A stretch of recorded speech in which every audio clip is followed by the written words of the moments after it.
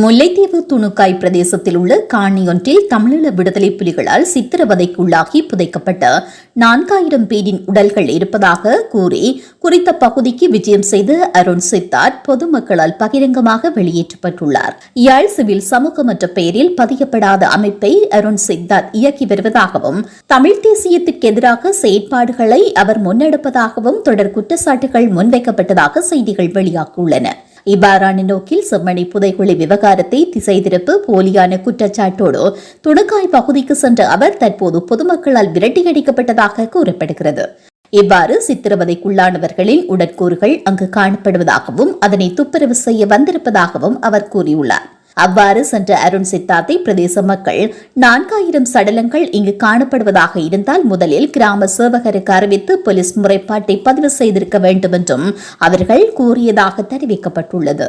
மேலும் நீதிமன்றம் ஊடாகவே இவ்வாறான நடவடிக்கைகள் முன்னெடுப்பதோடு தன்னிச்சையாக செயற்படுவது சுயலாப நோக்கத்திற்கான செயற்பாடு என்றும் குற்றம் சுமத்தியுள்ளனர்.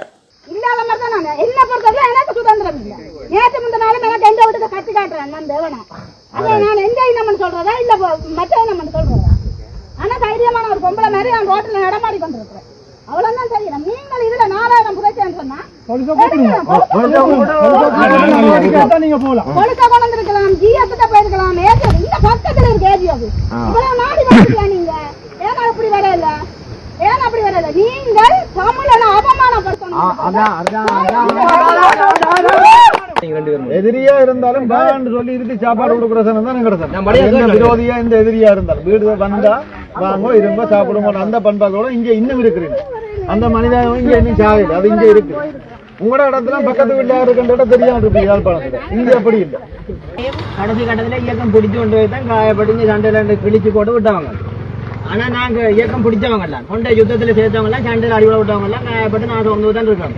இயக்கத்தை தப்பா சொல்லி சரியா அவன் இந்த இனம் இந்த இனத்துக்காண்டி போராடினவன் மறந்துறாங்க. இதை போல ஒரு கேவலமான இழிவான செயல் நீங்கள் அக்கா நீங்க இப்படி தமிழ் கேட்கற நீங்க கொஞ்சம் தமிழ்ல ஆச்சுன்னா முடியும். சரியாக சிங்க விட்டுலாம் நீங்க சுத்த தமிழ்ல ஆச்சு போட்டு நீங்க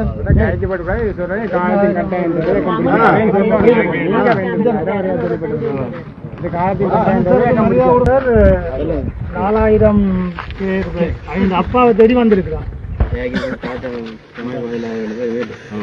எங்க அப்பா தேடி வந்திருக்கிறான். அப்பாவை இங்கதான்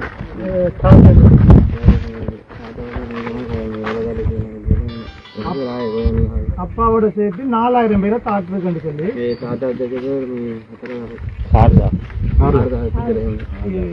23ஆம் தேதி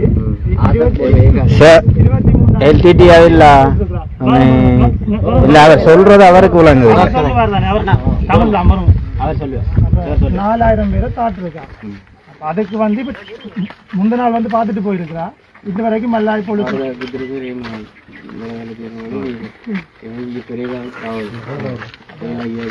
நாங்க கேட்டது மல்லாய் பொழுதுல முறைப்பாட போட்டு நடவடிக்கையை பாருங்க.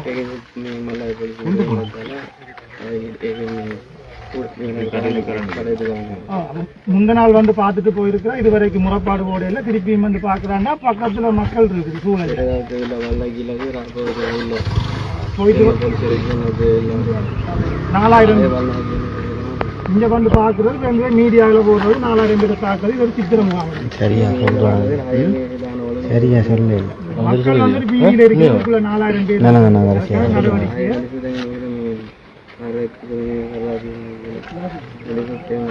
என்ன சொல்றாங்க எங்களுக்கு என்ன தெரியாது. கொஞ்சம் கொஞ்சமா